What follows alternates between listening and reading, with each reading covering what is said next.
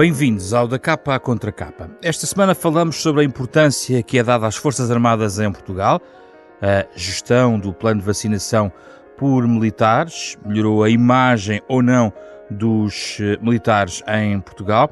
Um inquérito divulgado no início do mês pelo Instituto de Defesa Nacional mostra que os portugueses têm uma boa impressão dos militares. No entanto, sabem pouco sobre o que fazem. Que importância damos às Forças Armadas em Portugal? Tema para o debate esta semana com Carlos Branco, Major-General na Reserva, investigador do Instituto Português de Relações Internacionais, e Helena Carreiras, a diretora do Instituto de Defesa Nacional, investigadora do ISCTE, há longa data sobre questões de defesa. São os nossos convidados. A edição desta semana do Da Capa à Contra Capa.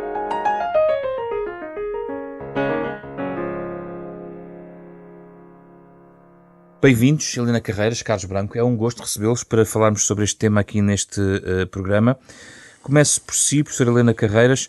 É inevitável começarmos pelo inquérito sobre as Forças Armadas, recentemente apresentado, o inquérito à população portuguesa sobre defesa nacional e Forças Armadas, que já teve, obviamente, tempo de dissecar. E a pergunta é para ambos: fica mais preocupada com a falta de informação ou fica mais satisfeita com a confiança que os portugueses preferem dar às Forças Armadas? Vai-me responder pelo copo meio cheio ou meio vazio? Bem, vou-lhe dizer que são ambas tendências que já vínhamos observando. Já há 10 anos atrás, em 2009, tínhamos detectado exatamente estas tendências, embora agora haja uma espécie de intensificação. Mas em ambos os indicadores, eu diria que há uma ligeira mudança para atitudes mais positivas. Quer relativamente, em geral, às Forças Armadas, como referiu, ou seja, os níveis de confiança muito elevados, a ideia da necessidade, da importância das Forças Armadas, de que têm prestígio internacional, de que cumprem as suas missões. Esses indicadores já vínhamos observando e aqui até, enfim, se reforçam em alguns aspectos em relação ao passado. Relativamente ao déficit de informação, que era uma outra grande tendência que sabemos que existia, há também a sua permanência, mas curiosamente até há uma melhoria em relação, embora o indicador seja negativo, quer dizer, claramente os portugueses e as portuguesas acham que têm pouca informação. É uma percepção, acham que têm pouca informação. No inquérito de 2009, curiosamente, tínhamos um outro indicador que era até mais interessante e que desta vez, devido às condições de realização do inquérito em pandemia, ter sido um inquérito telefónico, tivemos que cortar muitas variáveis, que era a do interesse. Porque esse aí dá-nos uma noção de que se as pessoas acham que o nível de informação, sendo baixo, gostariam de ter mais ou menos, isso não sabemos, não é? Mas o interesse era baixo, era muito baixo, era ainda mais baixo do que o nível de informação. Uma média de 3 ponto qualquer coisa em 10 pontos possíveis. Isto em 2009. Agora, não perguntámos isso, mas tenho ideia que esta percepção de um baixo nível de informação é também acompanhada por um interesse baixo, embora suponha que tenha podido também melhorar, dado o contexto em que estamos. Sim, é interessante perceber as razões de alguns desses valores. A mesma pergunta para si, Sr. General. Como é que olha para este balanço, digamos assim? Eu gostava de felicitar o IDN por esta iniciativa, que me parece fundamental. Aliás, é a quarta iniciativa. Houve uma primeira feita pela professora Maria Carrilho, depois mais tarde uma outra iniciativa semelhante pelo professor Luís Salgado Matos e o Mário Bacalhau, e depois 2009 feita pela professora Helena Carreiras.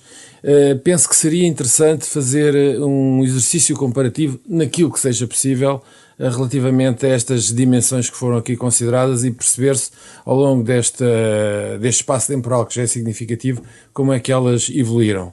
De qualquer forma, há aqui uma série de questões que me parece importante ressalvar. A primeira prende-se com o déficit de informação. Eu penso que essa falta de informação não é exatamente falta de informação, ela resulta da falta de interesse.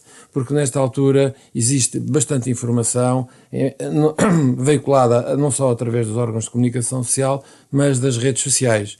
As Forças Armadas têm feito um esforço enorme, sobretudo nos últimos 3, 4 anos, no sentido de informar os portugueses do que fazem e transformar a informação com a atualidade e dar informação de todas as atividades que as Forças Armadas fazem, nomeadamente a participação em missões no estrangeiro, mas as Forças Nacionais destacadas e outro tipo de informação que é extremamente importante. Sr. General, mas há aqui uma espécie de contradição, porque se os portugueses confiam e, no entanto, não têm grande interesse, ou seja, no fundo eles têm informação suficiente para dar confiança a esta instituição, não é? Certo. Há aqui, aliás, várias questões, várias tendências contraditórias.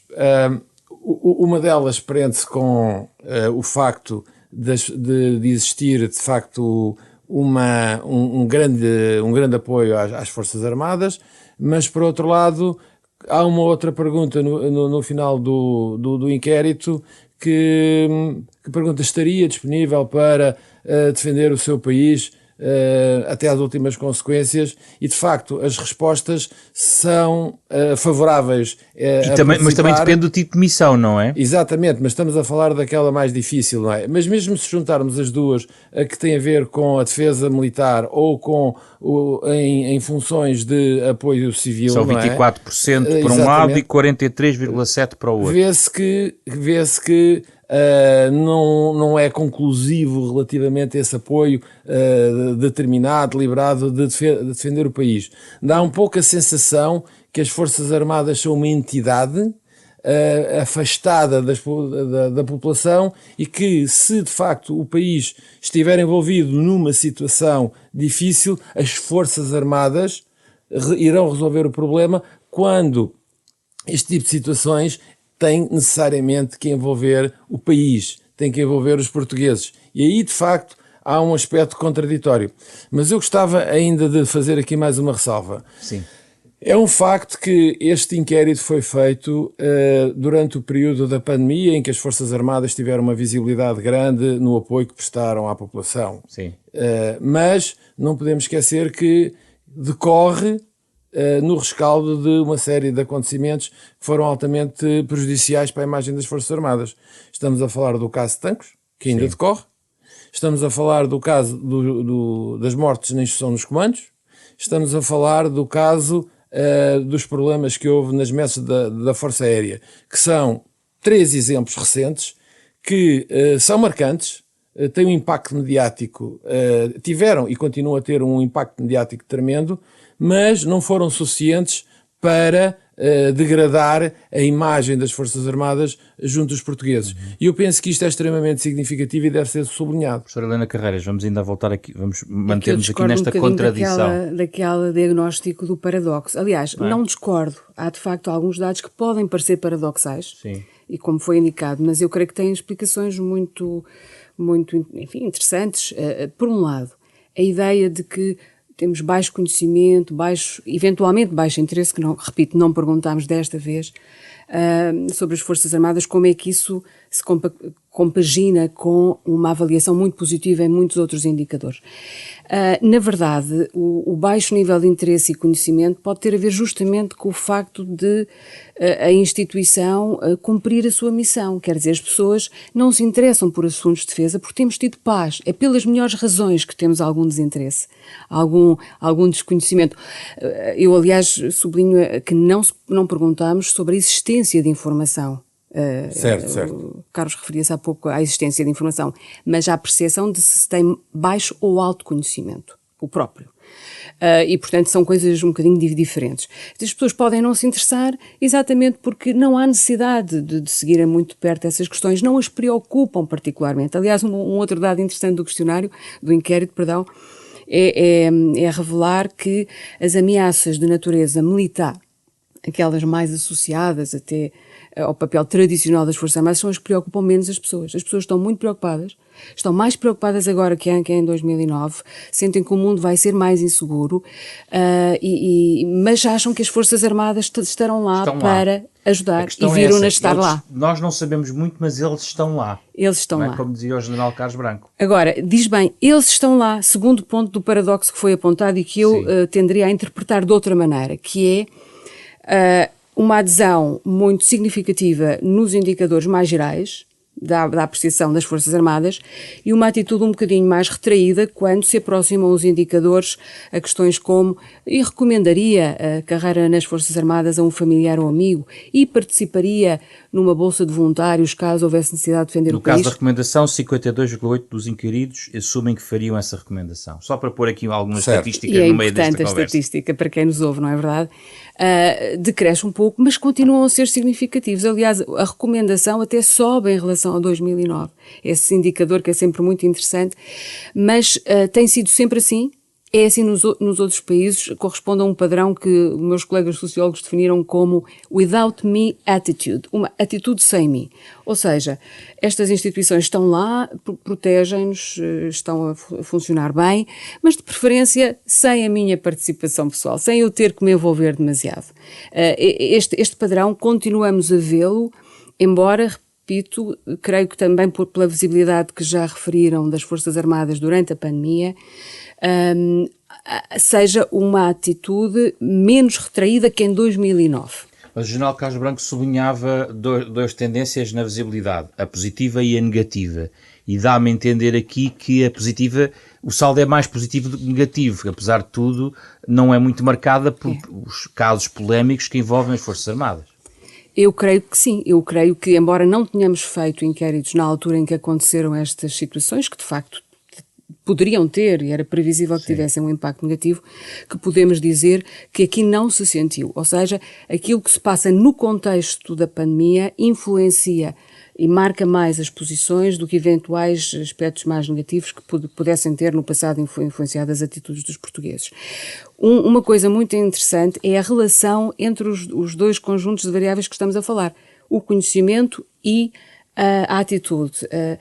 E há uma relação fortíssima entre estas duas variáveis. Na verdade, concluímos que o aspecto que mais explica as diferenças de atitude e, portanto, que mais, influencia este olhar positivo é o nível de informação. Quanto mais informados os portugueses, mais positivas as atitudes face às Forças Armadas, o que nos tem que fazer tirar conclusões de política. Não é? Certo, exatamente. Essa é uma questão fundamental. Exatamente. Isto consolida, de facto, também o contexto de paz em que vivemos. A imagem das Forças Armadas, diria, nos últimos 30 anos, e até do ponto de vista externo, foi muito alicerçada no trabalho que as Forças Nacionais Destacadas fizeram, em missões de interposição de paz, mas o cidadão viu-a mais próxima, apesar de tudo, em missões de proteção civil, ou, por exemplo, agora na pandemia. Sr. General, ainda estamos longe de avaliar completamente o impacto da pandemia na imagem positiva das Forças Armadas, mas consegue já fazer um balanço? Para si é claramente positivo? Há duas questões que eu gostava de abordar de uma forma separada. A primeira, a participação em missões internacionais. De facto, isso tem sido decisivo na imagem das Forças Armadas, porque é um contributo fundamental para a política externa do Estado. A política externa do Estado português seria outra coisa significativamente diferente se não fosse a participação dos militares neste tipo de operações, a vários níveis. Mas a outra questão que colocou, eu penso que não é preciso esperarmos muito tempo para termos a percepção do impacto que já começa a ter, do ponto de vista de imagem, o envolvimento das Forças Armadas no combate à pandemia. Eu penso que isso começa a ser um dado adquirido. Agora, mas no início da pandemia, sim, outros países avançaram mais rapidamente no envolvimento de militares e, basicamente, a expressão militar no ano da pandemia, no fundo, explodiu, sobretudo no processo de vacinação. Certo. Essa é uma questão interessante porque, de facto, no início, as Forças Armadas não tiveram um papel importante e as iniciativas que existiram, muitas delas foram bottom-up. Foram iniciativas dos próprios militares. Digamos que não houve uma abordagem top-down, nomeadamente por parte do Estado-Maior-General das Forças Armadas e do próprio Ministério, no sentido de identificar de uma forma sistemática políticas que permitissem essa intervenção. Ou seja, numa fase, há aqui dois momentos. há um momento que é casuístico e que é bottom-up, e depois há um segundo momento em que aí sim já há uma ação mais coordenada que culminou com a nomeação do vice-almirante Gouveia e Melo para as funções que está a desempenhar. São 2 momentos do combate à pandemia que são possíveis de identificar já nesta altura. Apesar do esforço de comunicação, como o general Carlos Branco sublinhou, e de facto houve um grande esforço, várias plataformas, até do ponto de vista digital que as Forças Armadas fizeram, a professora Helena Carreiras, a verdade é que todo o trabalho, por exemplo, no plano da vacinação, vale por muitas campanhas de comunicação em relação às Forças Armadas. Sem dúvida. Eu creio que a visibilidade que a campanha de vacinação deu, mais até do que os outros contributos que as Forças Armadas foram dando desde o início, tal como outras instituições, de resto. Mas depois, a partir de uma certa altura, e creio que, de facto, a participação e a direção da Task Force pelo Almirante Gouveia e Melo, é preciso dizê-lo, é de facto algo que marca muitíssimo esta visão pública, o reconhecimento maior das Forças Armadas, porque é a sua ação, é uma proximidade maior, e os média reproduziram muitíssimo também toda esta campanha, como não podia deixar de ser, a campanha de vacinação é um pouco o centro das nossas vidas e, portanto, creio que contribuiu muito para a visibilidade das Forças Armadas em geral e terá afetado em parte apenas estes resultados são muito estruturais, sim, devo dizer, e o inquérito foi feito entre janeiro e fevereiro, portanto numa altura em que não era ainda tão visível esta exposição mediática da Task Force e sim, da campanha de vacinação. O Sr. General queria acrescentar que? Eu queria referir que é também perigoso nós limitarmos ou reduzir o papel das Forças Armadas ou a percepção que se tem das Forças Armadas ao momento que estamos a viver. E estamos a falar fundamentalmente da questão da campanha de vacinação. Porque as Forças Armadas desempenham, ou podem desempenhar, têm potencial para desempenhar um papel extremamente relevante no apoio à proteção civil noutros domínios. No combate aos incêndios, no caso de inundações, de catástrofes naturais, etc. E era aí que eu queria chegar. Acha que está equilibrado, digamos, é equilibrada a intervenção das Forças Armadas, por exemplo, no domínio da proteção civil, que tem cambiantes? Vou dar um exemplo da operação. As pessoas não sabem, por exemplo, muitas vezes o papel que a Força Aérea tem na região autónoma dos Açores, não é? ou nas ilhas, não é? Mas a questão é equilibrada a intervenção? Muitas vezes se questionou, por exemplo, incêndios florestais, maior envolvimento da Força Aérea, a Força Aérea não deve estar nessas missões. Para si é equilibrado? Isso é um debate que eu penso que nos ultrapassa. Até que ponto a Força Aérea deve estar envolvida neste tipo de missões? Isso seria uma conversa longa. De qualquer forma, eu penso que há tarefas muito importantes que as Forças Armadas atualmente podem desempenhar no meio, nesse domínio, que não estão a ser feitas. E isso passa, nomeadamente, por reequipamento, atribuir-lhes determinados recursos materiais que lhes permitam desempenhar de uma forma mais cabal, de uma forma mais eficaz, essas suas funções. E digo isto, e gostaria de sublinhar que todas estas tarefas que as Forças Armadas podem desempenhar nestes domínios da proteção civil, como agente de proteção civil, não são de modo nenhum em conflito, nem em competição, nem em rivalidade com os bombeiros, por exemplo, ou com os organismos que têm como missão primária desempenhar essas funções. São um complemento importante, mas apesar de serem um complemento, devem ser maximizadas a possibilidade da sua intervenção. E do meu ponto de vista, isso atualmente não está a ser Mas o que está a dizer é que falta equipamento, é preciso acompanhar em termos de equipamento? Falta várias coisas. Falta disponibilidade mental para perceber que este potencial está lá, existe e deve ser utilizado. Falta equipamento e, naturalmente, faltam outras coisas, nomeadamente treino, porque para este tipo de intervenções é necessário conhecimento, treino. E esse treino deve ser, naturalmente, muito mais alargado. Digamos que há um conjunto de fatores que dão a resposta à sua pergunta, não é só um. Forças Armadas, no fundo, em tempo de paz, com a intervenção da Proteção Civil, gostava de ouvi-la também sobre isto, professora Helena Carreiras. É talvez o maior desafio que aqueles que estudam estes temas e as Forças Armadas enfrentam, é decorrente da mudança de paradigma que a realidade ela própria vem impor em termos daquilo que são as áreas de intervenção. As ameaças são cada vez mais transnacionais, os ciberameaças, os espaços de ação ampliam-se, já não são só terra, ar e mar, é também o espaço. Há ameaças híbridas que decorrem da forma como fatores políticos de manipulação de informação também vêm complicar a nossa vida e, portanto, a defesa ela própria tem que mudar e a articulação entre atores, entre Forças Armadas, forças e serviços de segurança, entidades civis, tem que ser conseguida ou deverá ser conseguida para poder confrontar este tipo de ameaças. Esse é o maior desafio. E é o maior desafio porque vivemos ainda em paradigmas onde é difícil sair do corporativismo das instituições que temos, das fronteiras que definimos para as suas áreas de intervenção. É um trabalho que já vem sendo feito, está a ser discutido, que é mais fácil de fazer no plano mais operacional, de intervenção imediata, onde as instituições já colaboram, e mais difícil de fazer no plano estratégico e político. Mas é esse o caminho, não pode ser outro. E, portanto, eu creio que o maior desafio, numa altura em que sabemos que as intervenções em emergências complexas exigem ter militares a falar com polícias, a falar com ONGs, a falar com as entidades do Estado e a trabalhar em conjunto, vai ser, enfim, fundamental. É esse, de facto, o grande desafio. Mas é condição também relevante para as Forças Armadas manterem, passa a expressão e a repetição, a própria relevância na sociedade. Com certeza, têm que manter a relevância. Têm vindo a ampliar as suas missões e este inquérito, por exemplo, mostra que os portugueses se dão conta que há uma variedade grande de missões que são importantes e valorizam-nas todas bastante.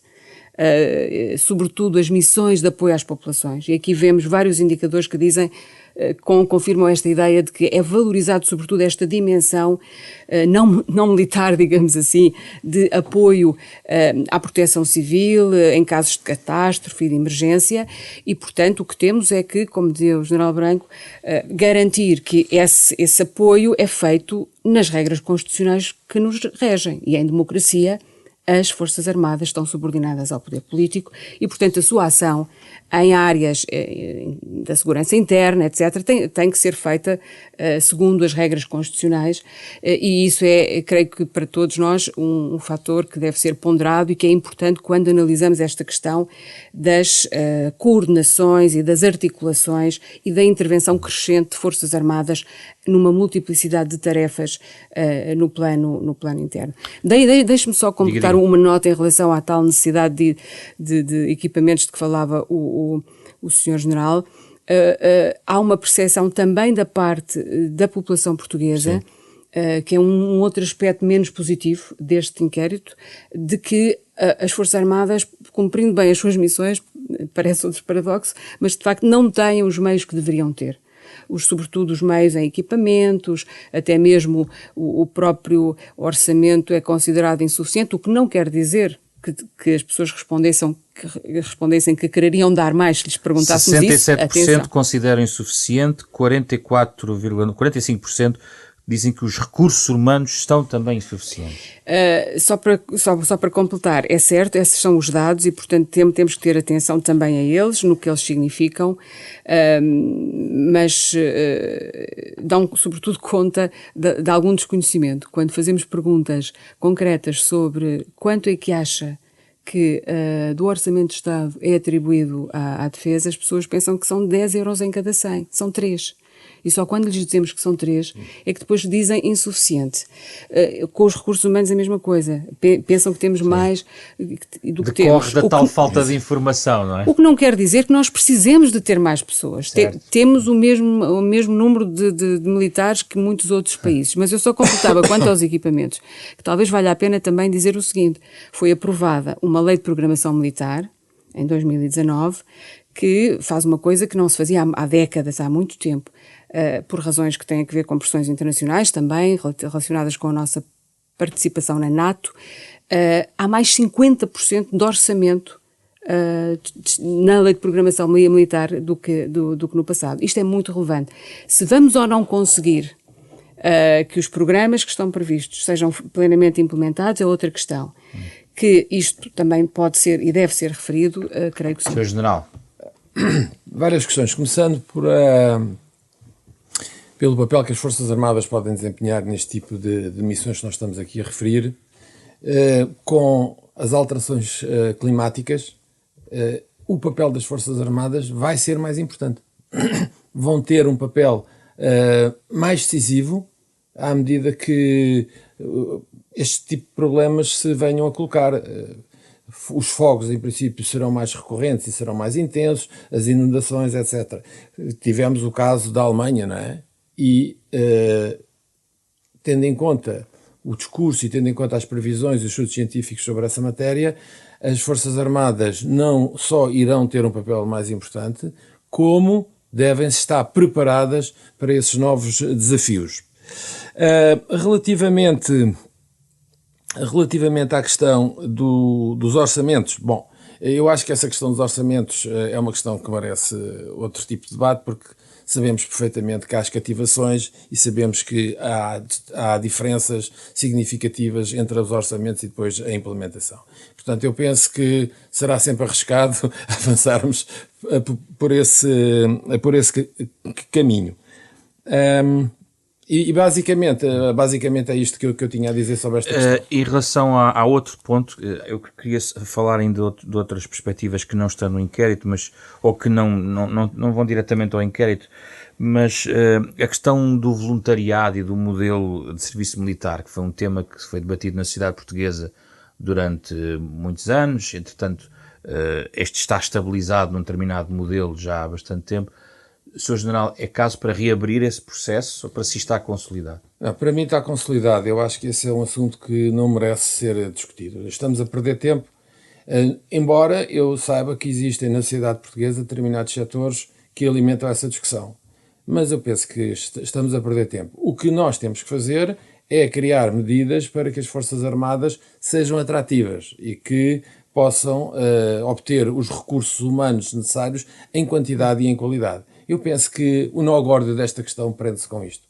E o Dia da Defesa Nacional e iniciativas como essas funcionam, na sua perspectiva, positivamente? Eu tenho um ceticismo muito grande relativamente ao Dia da Defesa Nacional. Aliás, se o Dia da Defesa Nacional efetivamente fosse eficaz, nós não tínhamos os problemas que temos com o pessoal. O que é um facto é que é um exercício importante, porque há questões de cidadania que eram preenchidas pelo serviço militar e que deixaram de ser, e que é preciso encontrar substitutos. Não é? E o Dia da Defesa Nacional, para mim, é uma forma insuficiente de combater essas deficiências. Mas, na sua perspectiva, como não vale a pena reabrir o processo, há um ponto fraco em recrutamento, digamos assim, mas um serviço obrigatório para si também já não faz sentido. Não faz sentido, isso é um debate que está perdido à partida.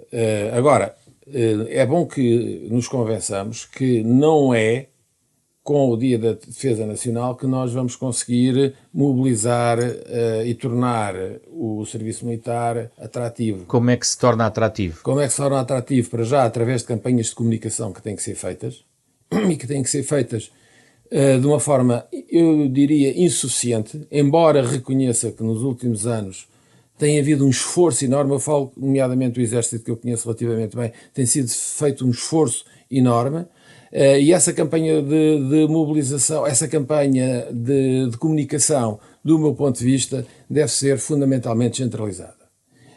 Eu comandei um centro de recrutamento, eu sei que foi há muitos anos, já lá vão 16 anos, mas percebi perfeitamente o impacto que a intervenção local tem, e implica, por exemplo, que essa estrutura de recrutamento local esteja viva, tenha energia, seja municiada com recursos, nomeadamente com meios humanos.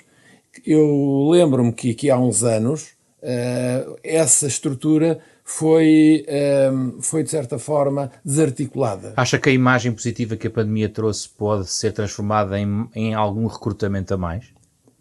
Veremos.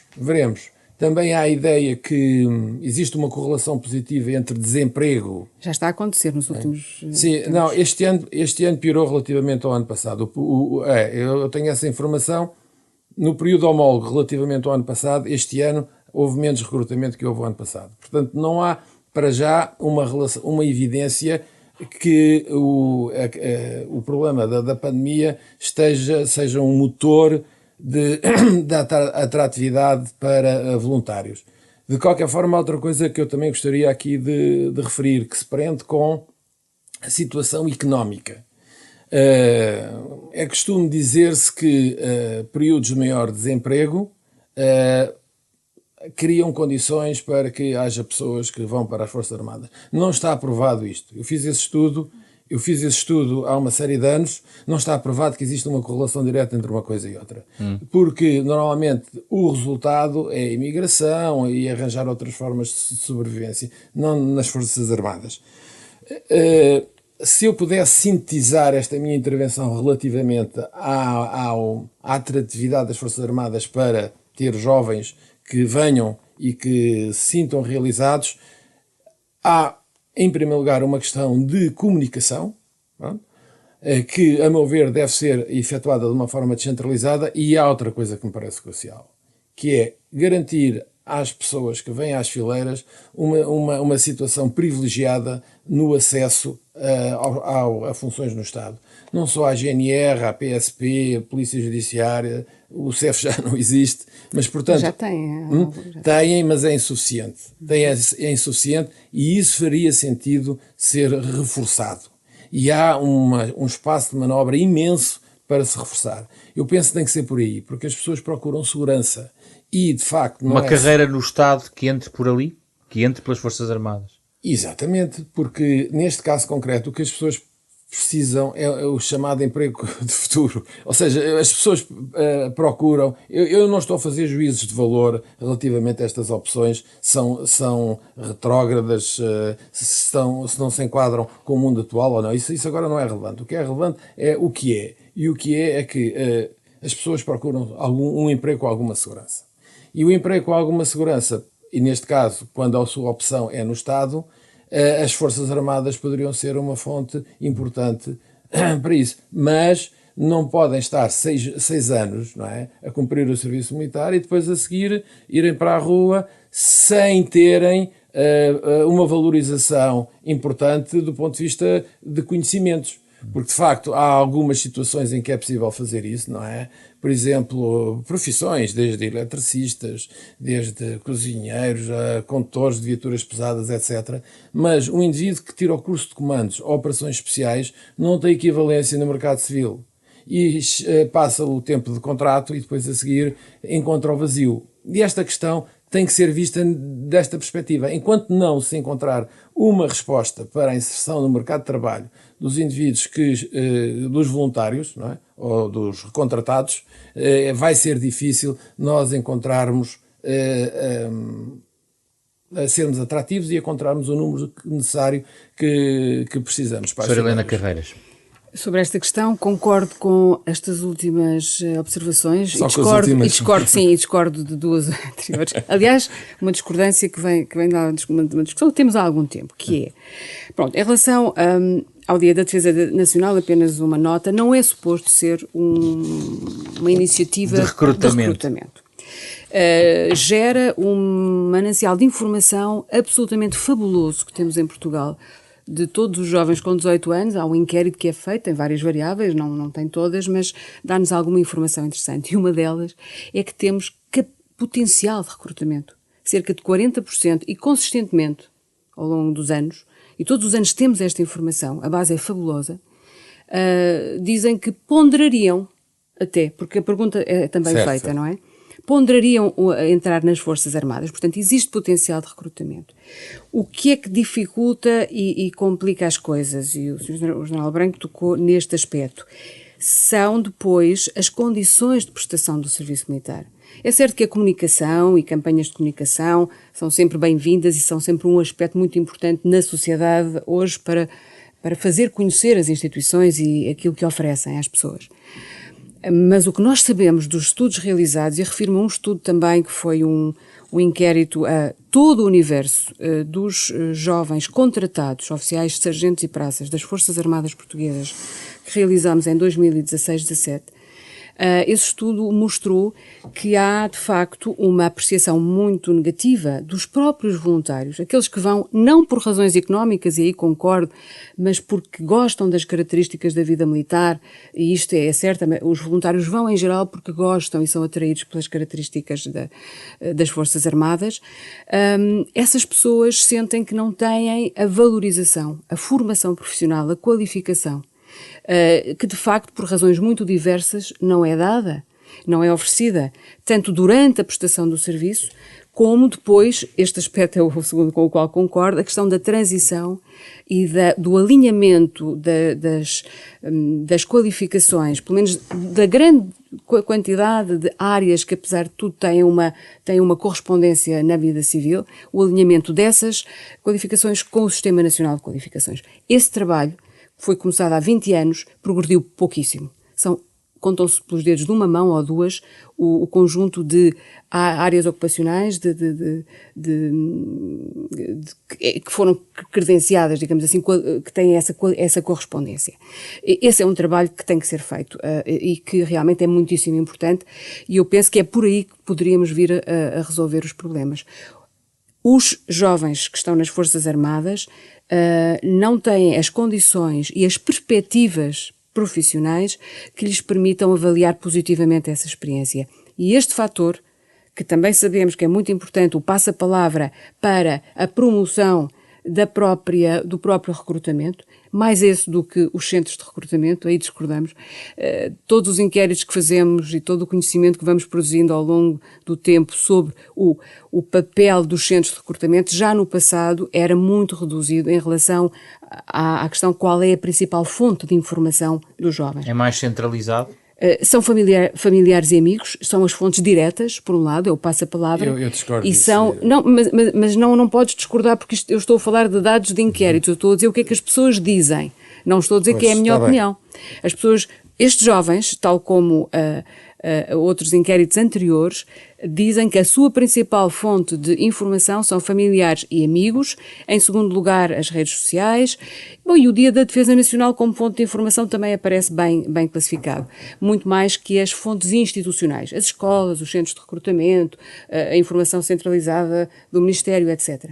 Isto sabemos e é consistente. Estou apenas a dizer isto. Tá bem. Não estou a dizer que os centros não possam ter um papel e de facto, poder potenciar-se ou reforçar-se esse papel. Estou a dizer é que o que sabemos sobre a forma como as pessoas se informam sobre a instituição é outra. General, só mais uma notazinha. Eu gostava antes de eu fechar com uma última pergunta, mas pode ainda dar um rematezinho. Não, a questão do Dia da Defesa Nacional, que eu apoio na perspectiva que é uma fonte de informação dos jovens relativamente às questões de defesa, quer dizer, não tem discussão, será eventualmente até o mais importante que nós temos nesta altura, mas identifica um potencial. E como sabemos que, desse ponto de vista, é frustrante, não é? Porque é um potencial que não se materializa. Relativamente à questão do antes, durante e depois, quer dizer, no durante, a possibilidade de nós certificarmos as pessoas com determinadas valências profissionais tem limitações, em muitos casos. O que eu acho que seria extremamente importante, e isso seria extremamente motivador, é criarmos condições após o serviço militar, nomeadamente concessão de bolsas de estudo, isto para além das questões que eu já referi, numa situação privilegiada de ingresso na função pública. O que significa que este assunto não está ainda estudado, porque existem N formas para o fazer. Relativamente à questão do papel dos centros de recrutamento e relativamente ao que acontece nas fileiras, isso seria também... Temos que abrir outro programa. Temos que abrir outro papel. Poderemos fazer, fica já marcado pergunta, para a próxima sessão. Exatamente. A última pergunta é esta. Agora, abstraindo um pouco só daquilo que está aqui no inquérito, ambos são investigadores, observadores, analistas, especialistas em matérias de defesa. Helena Carreiras, acompanha a sensação, aquilo que no fundo também o inquérito diz, em relação à percepção das pessoas, em relação à insegurança global. Quando olhamos para o nosso contexto global, de uma forma mais estratégica, que a ideia de uma insegurança na próxima década, a ideia de uma insegurança aferida hoje, não estamos a fazer o inquérito no início do século XXI, onde tivemos muitos episódios de conflito militar em vários pontos do mundo, de uma maneira muito mais mediatizada, digamos assim. Acompanha esta ideia de que o mundo será mais inseguro na próxima década, ou poderá ser? Prospectivamente. Mais inseguro que quando? Do que Da estes forma, tempos que vivemos. nos termos em que ela é colocada para também aos cidadãos no inquérito. Pronto, uma coisa é certa, as pessoas sentem isso e temos que viver com essas percepções, porque elas depois têm efeitos na realidade, mas são percepções. Se vai ou não ser mais inseguro, é o desde já no sentido em que não perdemos um pouco a definição, a própria ordem internacional que conhecíamos está a ser posta em causa e perante isso, o General Branco poderá falar disso bastante melhor que eu, mas perante isso, de facto, geram-se inseguranças, a crescente competição entre potências, o fim de um mundo que tínhamos aprendido a tomar como adquirido de paz, estabilidade, democracias, agora vemos na própria Europa a emergência de regimes autoritários, a manipulação da informação que sempre existiu, mas que agora aparece com uma dimensão e com efeitos devido ao mundo globalizado em que vivemos, muito perversos, proporcionam também mais sentimentos de insegurança. Portanto, é de facto da insegurança e do medo que muitas vezes, enfim, as pessoas também procuram retrair-se em posições mais conservadoras. O mundo em que vivemos é muito mais seguro do que em séculos passados. Eu tendo a ser otimista e tendo a achar que vamos encontrar soluções. Sr. General Carlos Branco, as ameaças hoje são diferentes do início do século. Hoje fala-se muito mais das alterações climáticas e dos movimentos de migrações e refugiados do que fazíamos em 2001 ou 2002. Está-me a perguntar a minha opinião. Pois, porque eu subscrevo praticamente tudo o que a professora Helena Carreiras referiu. Uma coisa são as percepções e nós agora aqui estamos a manifestar nas nossas posições. Exatamente. Eu tenho poucas dúvidas que o mundo caminha num declive descendente extremamente perigoso. Curiosamente, as pessoas respondem, falam nas crises económicas, por exemplo, falam nas crises pandémicas, que são questões não cinéticas, vamos pôr assim nestes termos, não é? Que não envolvem violência, outro tipo de violência, não é? A violência, o uso da força, a violência armada. Mas eu estou muito cético relativamente ao desenvolvimento do mundo no curto espaço de tempo. E porquê? Porque existe uma competição exacerbada que era evitável, mas que existe, nomeadamente entre os Estados Unidos e a China, e que coloca os europeus problemas dilemáticos tremendos, não é? A Europa agora está numa situação extremamente difícil porque não sabe o que é que vai fazer. Se vai alinhar num projeto de autonomia estratégica, isto aliás era uma coisa interessantíssima com o relatório, que eu por acaso tive tentado a comentar também, que existe aqui alguma contradição também no relatório, em que de facto existe uma adoção da NATO como uma organização perene e que é necessário preservar, fundamental para a nossa segurança, mas por outro lado fala também no projeto europeu, no ansejo do projeto europeu se afirmar do ponto de vista autónomo. Isto tem algumas contradições e algumas roçaduras, porque o projeto autonómico na Europa pode ter várias, eu sei que tem várias interpretações. Não, pode ter. Mas não fala nisso, digo, o inquérito falava o que diz, o que o inquérito... se achavam bem que a Europa pudesse ter uma liderança no mundo. Exato. Uma liderança do mundo na Europa não é uma liderança do mundo dos Estados Unidos. E a OTAN reflete essa imagem. Portanto, há aqui digamos, uma nuance. Mas ultrapassando essa nuance e voltando aqui à sua questão... Sim.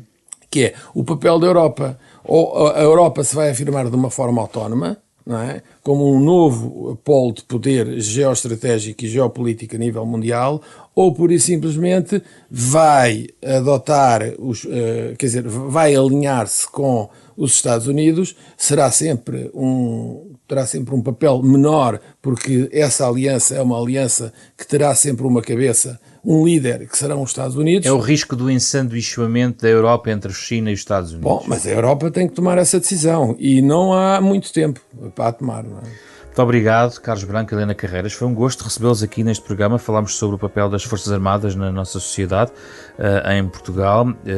É um programa que pode ouvir de novo na versão integral em podcast, nas plataformas digitais habituais. O Da Capa à Contra Capa é um programa semanal da Renascença, em parceria com a Fundação Francisco Manuel dos Santos, com o genérico original de Mário Lajinha, esta semana com Carlos Schmidt, André Peralta, Ana Marta Domingos e José Pedro Frazão.